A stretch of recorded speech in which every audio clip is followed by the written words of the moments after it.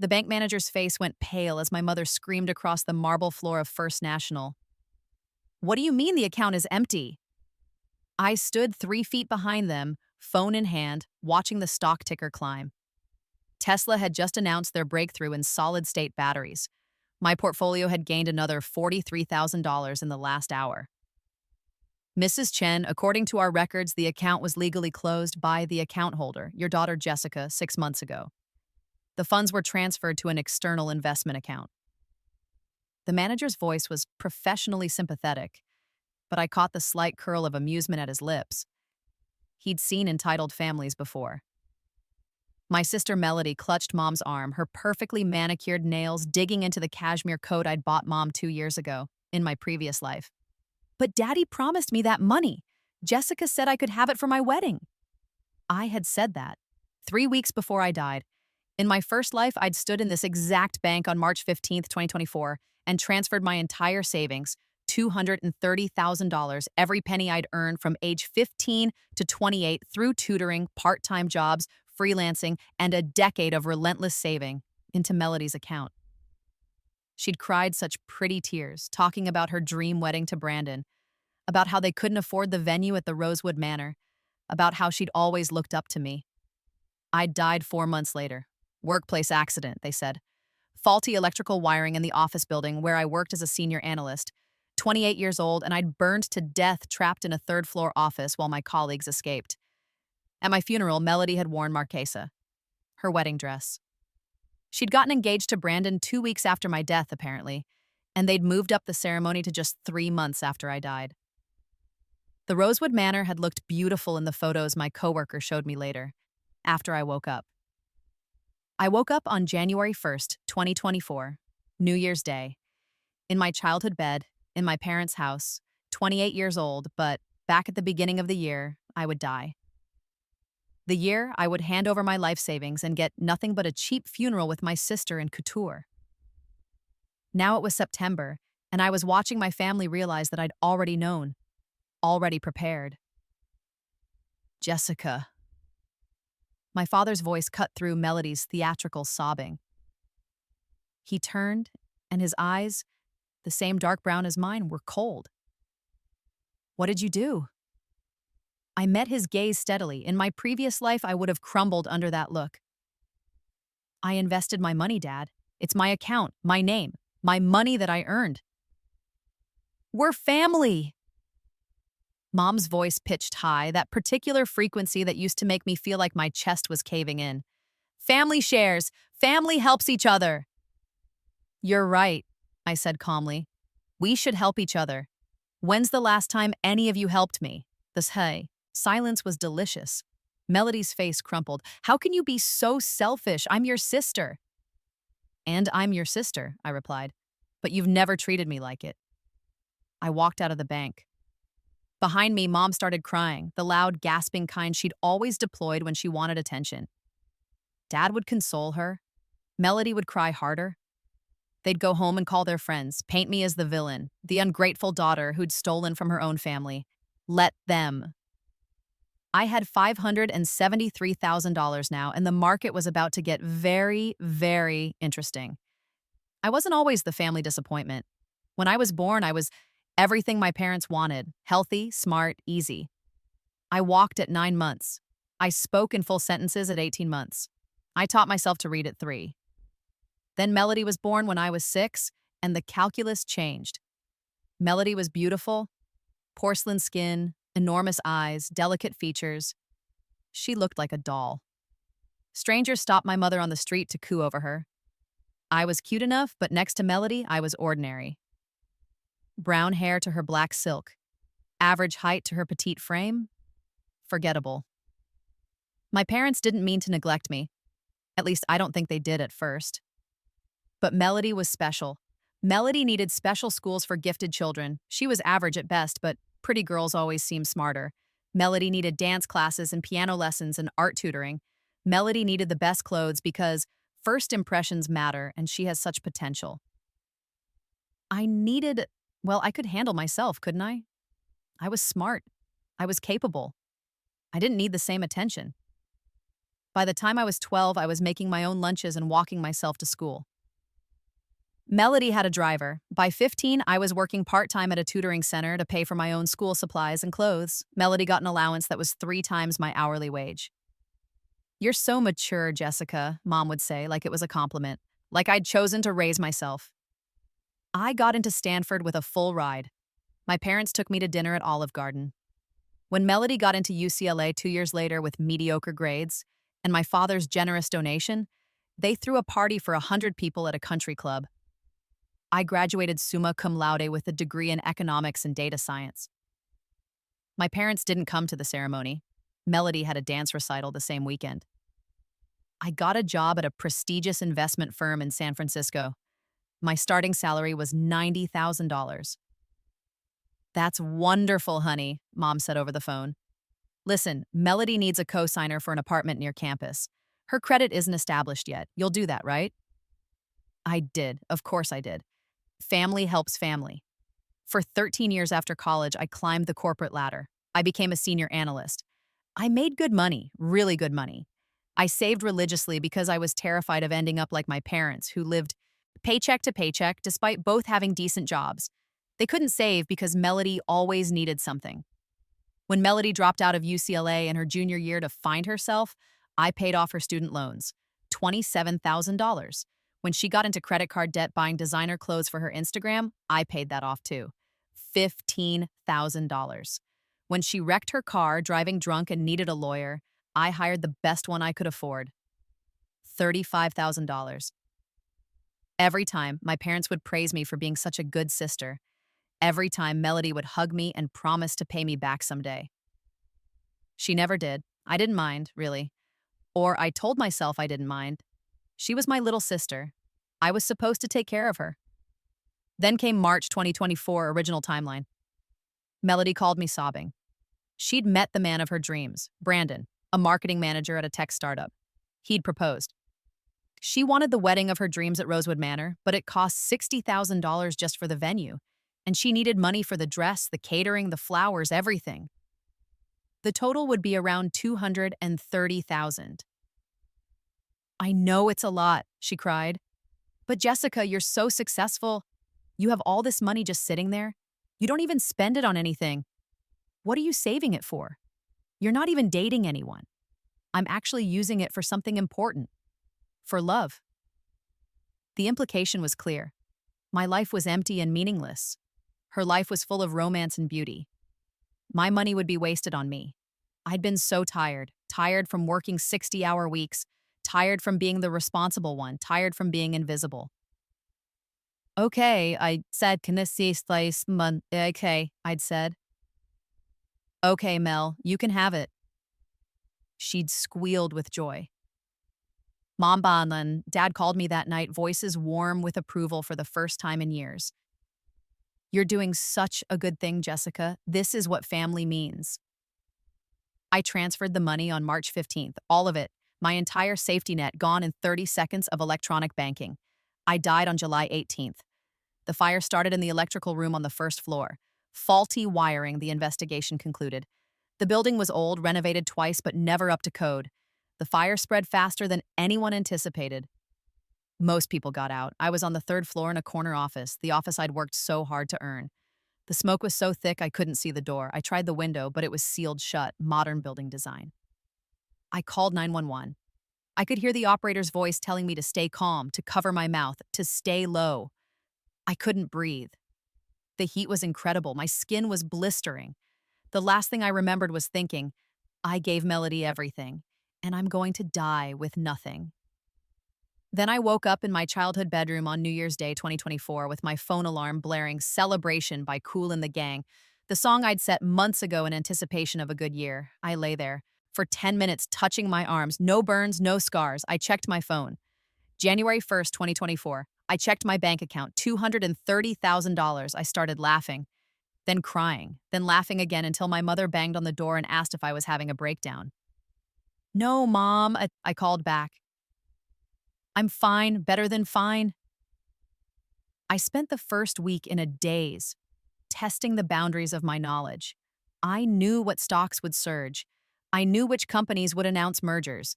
I knew that Tesla would announce their solid-state battery breakthrough on September 3rd, sending their stock soaring 38% in a single day. I knew that my sister would ask for my money in March. I knew that I would die in July if I stayed in that office. I knew everything. By mid-January, I'd made my decision. I quit my job, told them I was pursuing independent consulting. I lived off my savings for basic expenses while I learned everything I could about day trading, options, and investment strategy. I'd been good with financial analysis, but this was different. This was personal. I started small. In late January, I invested $50,000 in Nvidia stock right before they announced their new AI chip architecture. I made 42% returns in 3 weeks. In February, I put $75,000 into a pharmaceutical company 3 days before they announced FDA approval for their new diabetes drug. 68% returns. By March, when Melody called crying about Brandon and her dream wedding, I had already transferred almost all my remaining savings into investment accounts. I left exactly $200 in my old savings account, enough to keep it open, not enough to matter. "Jessica, I need to talk to you about something important," Melody said on the phone. Her voice had that wheedling quality I recognized from a lifetime of experience. "Sure, Mel, what's up?" "Well, Brandon proposed," she squealed, and I held the phone away from my ear. "Can you believe it? We're getting married." "Congratulations," I said flatly. "Huh, thanks. So we want to have the wedding at Rosewood Manor. It's like my absolute dream venue. But it's kind of expensive and how much?" "Well, total, we're looking at around $230,000 for everything. The venue, the dress, catering, flowers, photographer. That's a lot of money, Mel." "I know, but you have so much saved up, and I thought, you're always saying we're family and family helps each other, right? And you don't really need all that money right now. You're not even dating anyone." "You're right," I interrupted. I'm not dating anyone. I'm focusing on my career and my own future." Silence on the other end. "What?" "I'm not giving you my savings, Melody." But but you have to. I already told Brandon. I already booked the venue. They need a deposit." "Then you shouldn't have booked a venue you couldn't afford." "Jessica." Her voice rose to a shriek. "You're my sister. How can you be so selfish?" "I'm not being selfish. I'm being realistic. That's 13 years of my savings, money I earned while you were dropping out of college and racking up debt that I also paid off, by the way." You said you didn't mind helping me." "I said a lot of things. I'm saying something different now." She hung up on me. Within an hour, my mother called. "Jessica Marie Chen, what is this I hear about you refusing to help your sister?" "Hi, Mom. I'm not refusing to help. I'm refusing to hand over my life savings for a wedding." "It's not just a wedding. It's her special day. The most important day of her life." "More important than my financial security?" "You're being dramatic. You'll make more money.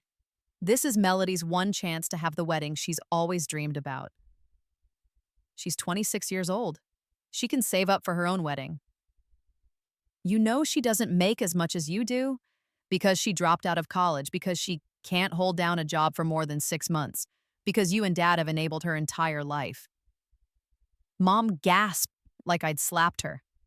"How dare you speak to me like that? Your father and I raised you better than this." "No, you didn't. You raised Melody. I raised myself." I hung up. My hands were shaking, but I felt light, weightless, free. Dad called next, then Melody again, crying, then Mom's sister, Aunt Carol, whom I hadn't spoken to in 5 years. They all had the same script. I was selfish, ungrateful, cruel. Melody had always looked up to me. I was destroying her dreams. What kind of sister does this? The kind who dies in a fire at 28 with nothing to show for it, I thought. That kind. I blocked their numbers for a week. I needed peace to focus on my investments. By April, my portfolio was worth $400,000. By June, $520,000.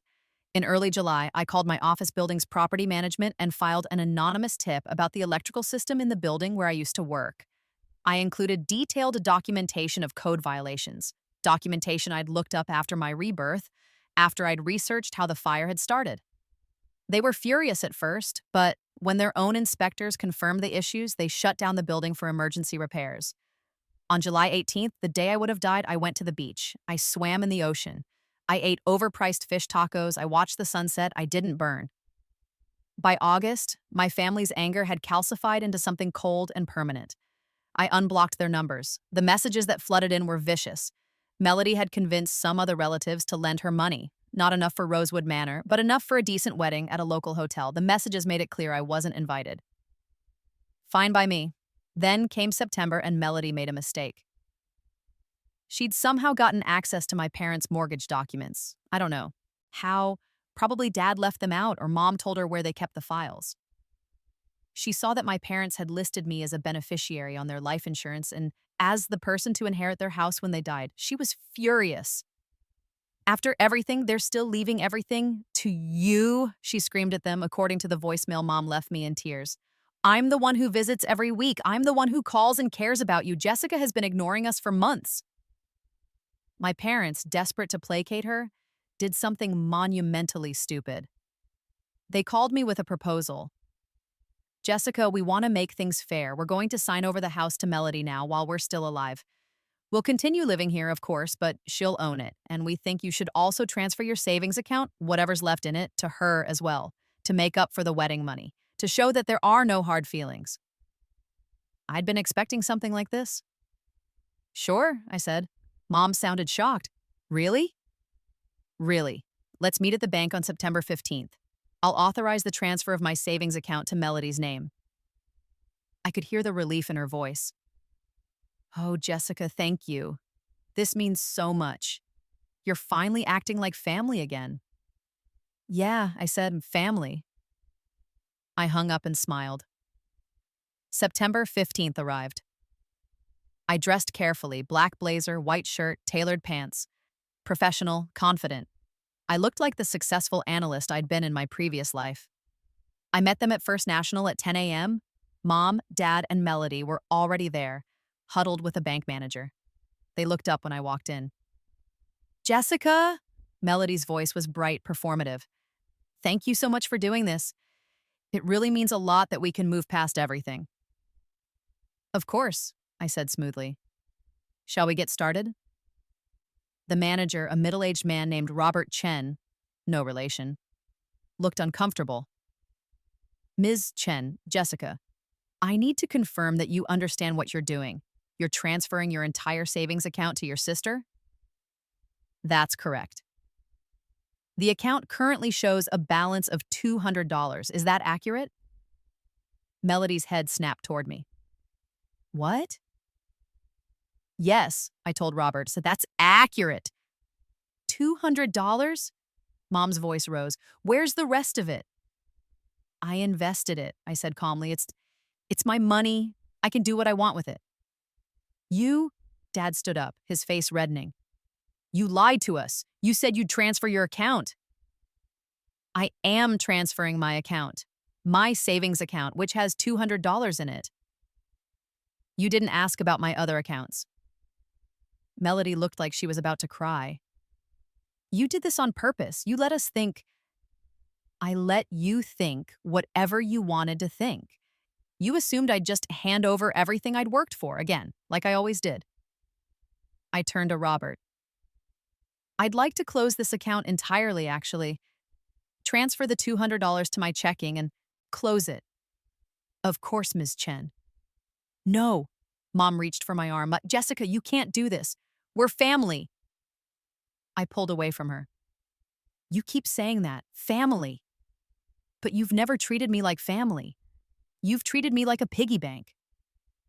That's not true, Dad said, but his voice wavered. Isn't it? When was the last time any of you asked how I was doing? When was the last time you came to my apartment or invited me over for dinner that wasn't a holiday obligation? When was the last time you said you were proud of me? Silence. You know when the last time was? I continued. When I agreed to give Melody my money. The only time you're proud of me is when I'm giving something up for her." "You're our daughter," Mom whispered. "Both of you are. We love you both equally."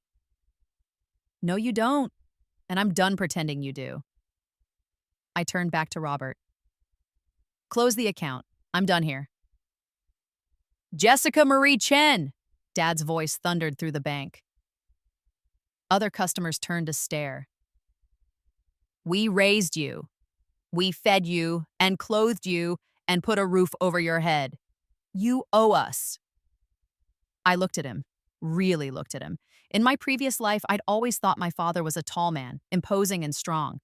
Now I saw him clearly, a weak man who'd chosen the easy path of favoring the child who demanded more, who'd convinced himself that neglecting one daughter was fine because she didn't complain.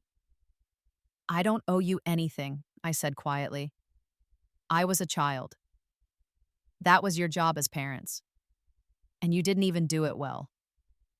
I walked out. Behind me, Melody started screaming, really screaming, not her usual performative tears. "I hate you, I hate you, you've ruined everything." Good, I thought. Now you know how it feels. The next 6 weeks were nuclear fallout. My parents tried calling from different numbers. Melody created fake social media accounts to send me messages. Relatives I barely knew sent me long emails about family duty and forgiveness. I blocked them all. I'd quit therapy in my previous life after 2 sessions because I couldn't afford it. Now I had money, so I found a good therapist, Dr. Sarah Mitchell, a woman in her 50s who specialized in family trauma. "Let me get this straight," she said in our first session. "You've had a prophetic experience that showed you your death, and you've decided to prioritize yourself instead of continuing to enable your family's dysfunction? When you put it like that, it sounds insane. Does it? Or does it sound like the sanest thing you've ever done?" I started crying. I hadn't cried since I woke up on New Year's Day. "I feel so guilty." "Of course you do. You've been trained to feel guilty for having boundaries. That's how they controlled you." Over the weeks, Dr. Mitchell helped me see patterns I'd been blind to my entire life. The parentification, the way I'd been forced to be the adult from age 12, the golden child scapegoat dynamic between Melody and me, the way my parents used praise and withdrawal of affection to manipulate me. "You didn't raise yourself because you were mature," Dr. Mitchell said. You raised yourself because you had to. That's neglect, Jessica. That's abuse." I'd never thought of it as abuse. It wasn't violent. No one hit me. But the absence of care, the constant deprioritization, the expectation that I would give and give and give, that was its own kind of violence. "What do you want?" Dr. Mitchell asked me in October. "Not what your family wants, not what you think you should want. What do you actually want?" I thought about it. I want to build something that's mine, something they can't take from me. "Then build it." So I did. In November, I made the investment that would change everything. I'd been following a small biotech startup called Helix Gen for weeks. In my previous life, they'd been acquired by Johnson & Johnson in December 2024 for an astronomical sum after their revolutionary gene therapy for sickle cell disease received FDA fast-track approval. I'd missed it before. I'd been dead. Now I bought shares when they were trading at $7. I invested $200,000, nearly half my portfolio. On December 3rd, Helix Gen announced that the FDA had granted breakthrough therapy designation for their treatment. The stock jumped to $42 per share. My $200,000 became $1.2 million overnight. On December 18th, Johnson & Johnson announced their acquisition of Helix Gen at $85 per share. My shares were now worth $2.4 million. I sat in my apartment staring at my laptop screen and laughed until I cried. I was 28 years old, and I was a millionaire. Christmas came. My parents sent a card. I didn't open it. Melody got married to Brandon on December 28th at a Holiday Inn conference room. I saw the photos on Facebook through a friend's account. She looked beautiful in a decent dress, not the custom Vera Wang she'd wanted. Brandon looked uncomfortable. The reception was cash bar.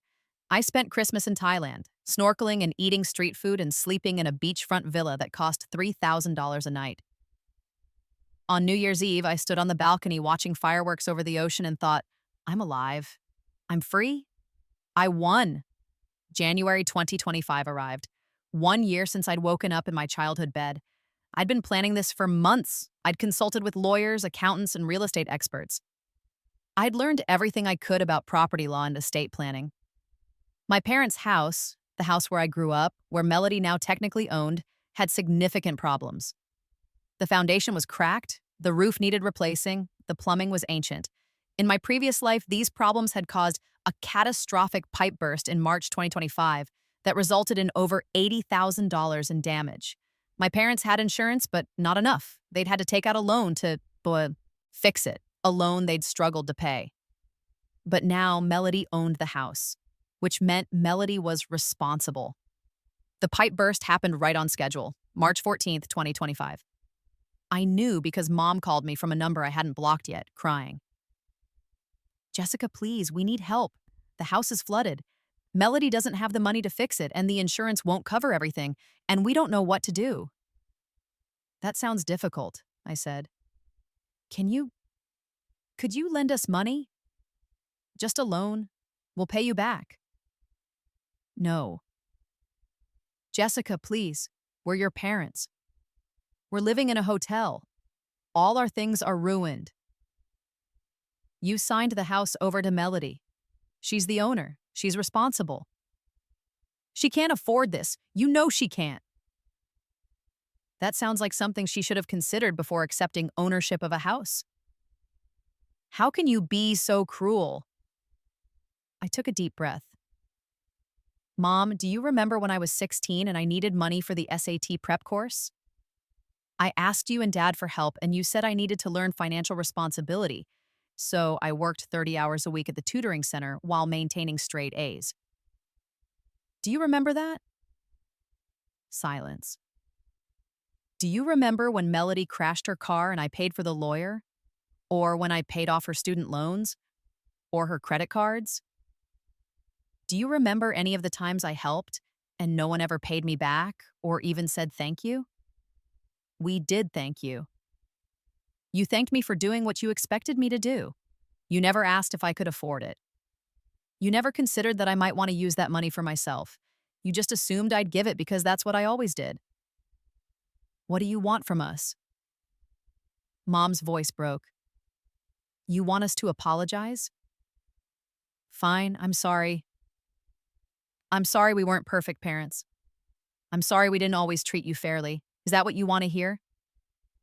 No, Hale, I said.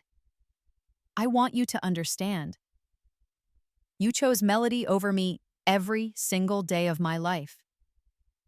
You chose her comfort over my well-being. You chose her dreams over my security. You made your choice, now I'm making mine. I hung up.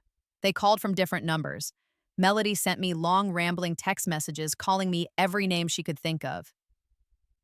Dad left a voicemail saying I was no longer his daughter. I didn't respond to any of it. Instead, I bought a house. A beautiful Victorian in Pacific Heights, San Francisco. 4 bedrooms, 3.5 baths, a garden, and a view of the Golden Gate Bridge. I paid cash. $2.1 million. I had $300,000 left in my portfolio plus my ongoing returns. I was doing fine. In April 2025, Melody and Brandon separated. I learned this through a former colleague who'd stayed in touch. Your sister's marriage fell apart, she told me over coffee. Apparently, Brandon was furious about the house situation. He didn't know she'd taken ownership, and when the pipe burst happened and she expected him to help pay for it, he said she'd lied to him. They're getting divorced. That's unfortunate, I said, and meant it. I didn't hate Brandon. He'd been an unwitting pawn. Your parents are apparently in financial freefall. Your dad had to take a loan against his retirement, and your mom's working overtime. Melody moved back in with them. In the hotel?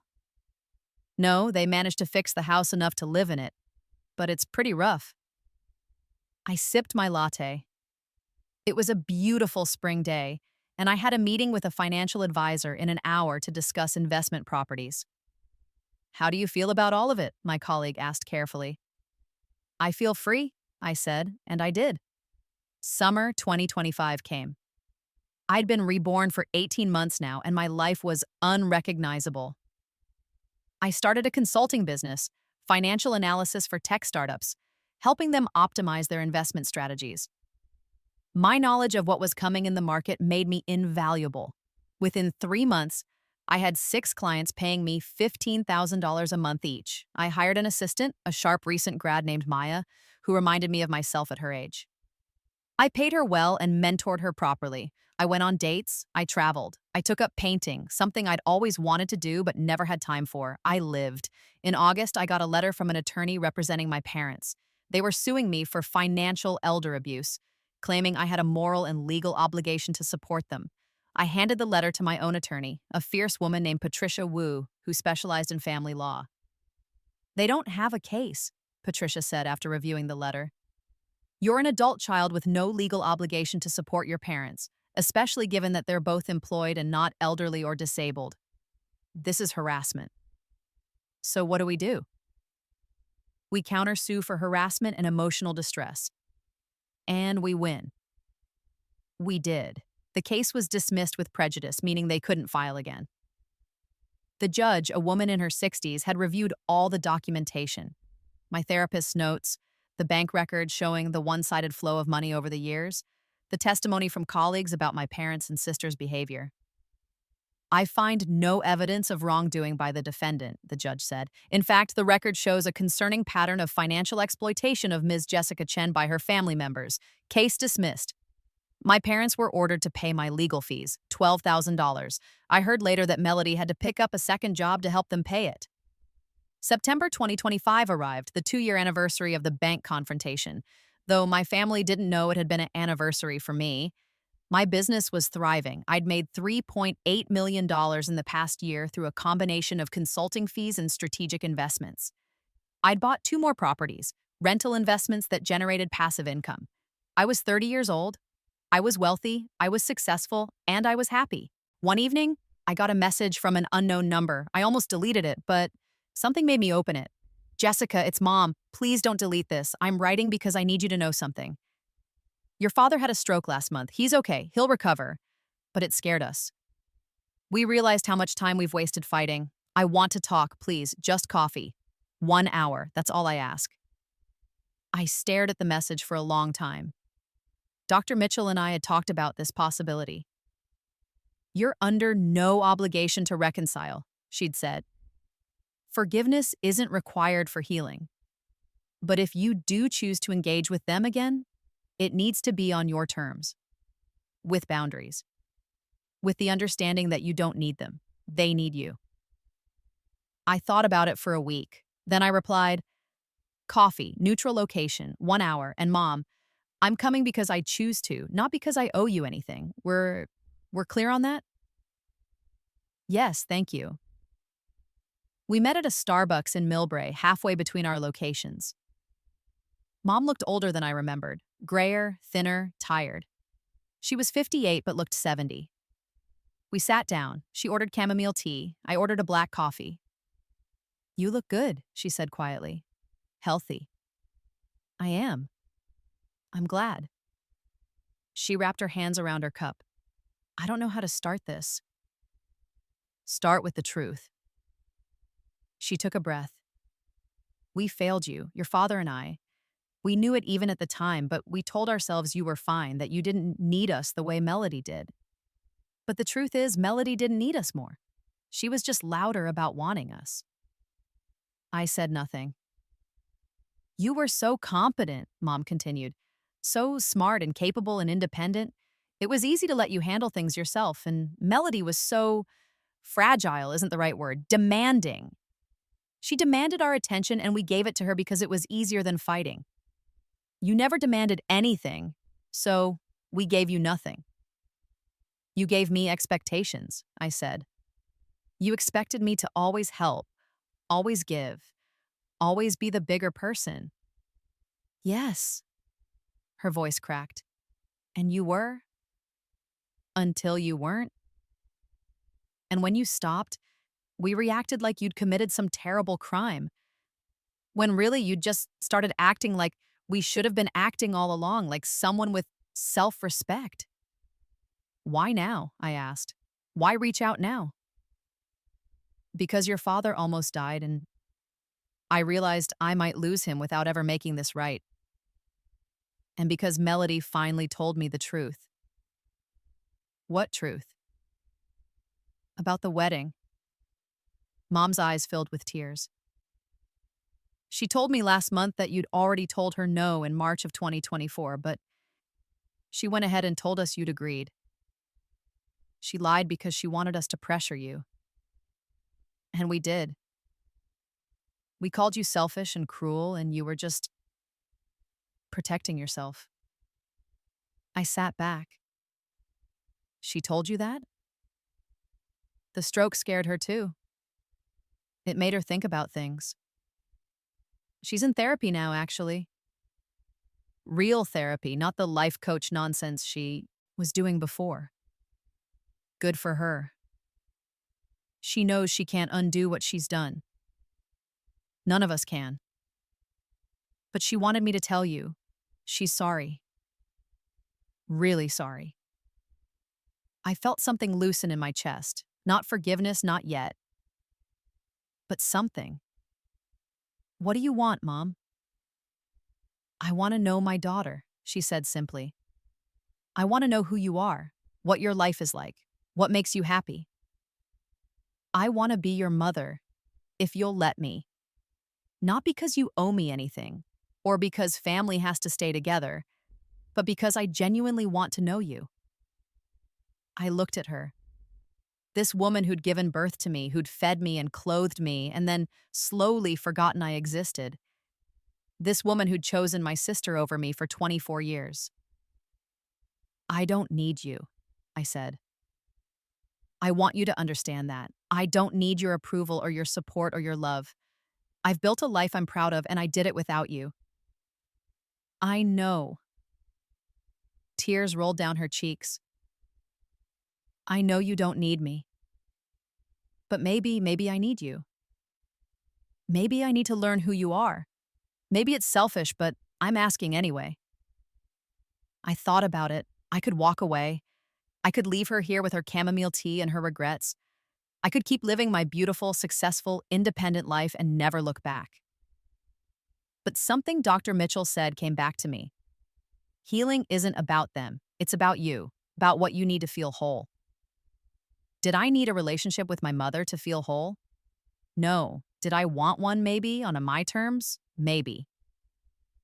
Okay, I said slowly. We can try, but here are my boundaries. We meet on my schedule, not yours. We talk about my life, my rules. I won't be giving you money, co-signing anything, or bailing anyone out. I won't be attending family events if Melody is going to be hostile.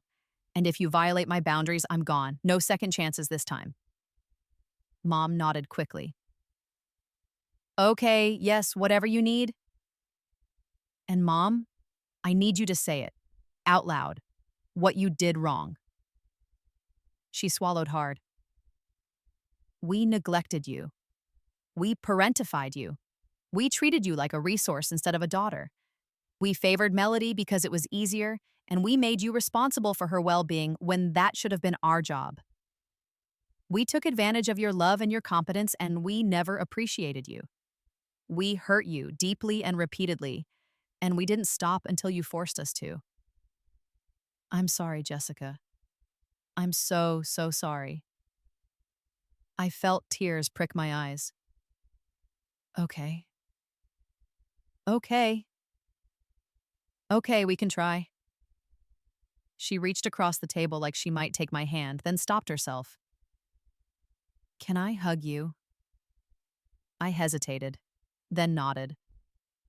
Her arms around me felt strange and familiar at once. She smelled like the lavender lotion she'd always worn. I let myself feel it. The grief for what we'd never had, the tiny fragile hope that maybe we could have something new. When we pulled apart, she was crying. Thank you for giving me a chance. Don't thank me yet, I said. This is going to be hard. I'm not the daughter you. Remember, I won't make it easy for you. I don't want easy, she said. I want real. We talked for another 45 minutes. I told her about my business, my house, my life. She listened, really listened, and asked questions that suggested genuine interest, not just politeness. When we left, we agreed to meet again in 2 weeks. I drove home thinking, this might not work. She might revert to old patterns. They might all disappoint me again. But I'd tried. I'd set my boundaries and spoken my truth. I'd given her a chance without compromising myself. And if it didn't work out, I'd still be fine. I'd still have my business, my money, my freedom. I'd still have me. It's December 2025 now, 3 years since I was reborn. My parents and I meet once a month. Dad's speech is still slurred from the stroke, but he's recovering. He apologized too, eventually, a shorter, more halting version of Mom's speech, but genuine. Melody and I are not close. We're cordial.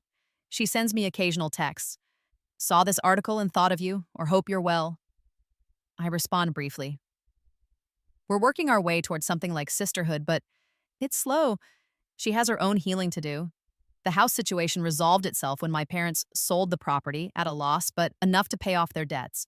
They moved into a modest apartment. Melody moved into her own place, a studio apartment she can actually afford on her salary from her new job in retail management. My business has grown. I have 12 employees now. We're on track to clear $7 million in revenue this year. I'm dating someone, a software engineer named David, who makes me laugh and respects my boundaries. He knows about my family, the broad strokes. He doesn't push for details. He just accepts me as I am. I'm thinking about writing a book, a memoir, a guide for others who've been parentified and financially exploited by their families. I'm not sure yet. But I have time to figure it out because I'm alive. In my previous life, I would have died at 28 with nothing but regrets. In this life, at 30, I'm wealthy and free and learning what it means to live for myself. Sometimes I think about the fire that never happened, the death I avoided. I think about the cosmic accident or divine intervention or glitch in the universe that gave me this second chance. I don't know why I got this gift. I don't know if I deserved it or if it was random, but I know what I did with it. I chose myself. I set boundaries. I built wealth and independence and a life I'm proud of. I let them have the empty savings account and kept the fortune they didn't know existed. And I won. Last week, I got an email from Melody. It was long, 3 pages worth. She detailed everything she'd come to understand in therapy, the way she'd been enabled, the way she'd used me, the way she'd confused love with financial support. She acknowledged specifically and in detail every way she'd hurt me. I don't expect you to forgive me, she wrote at the end. I don't even know if I'd forgive me, but I want you to know that I see it now. I see what you did for me and I see what I did to you. And I'm sorry. I'm working on becoming someone who deserves a sister like you. I cried when I read it. Not sad tears, something more complicated. Relief, maybe. Grief for the relationship we'd never had. Hope for something new. I wrote back, thank you for this. I appreciate your honesty. I'm not ready to be close, but I'm open to seeing who you become. She responded immediately, that's more than I deserve. Thank you. Maybe in another 5 years, Melody and I will be real sisters. Maybe my parents will become people I want to spend holidays with. Or maybe not. But here's what I know for sure. I don't need them to be happy. I don't need their approval or their love or their validation. I have myself. I have my success. I have my freedom. And on New Year's Eve, when I stand on my balcony overlooking San Francisco and watch the fireworks paint the sky, I'll raise a glass to the girl I was, the girl who gave everything away and died with nothing. And I'll toast the woman I became, the woman who kept everything and learned to thrive. I was reborn with foreknowledge and an empty savings account, but I'd already invested in something far more valuable than stocks. I'd invested in myself, and the returns have been extraordinary.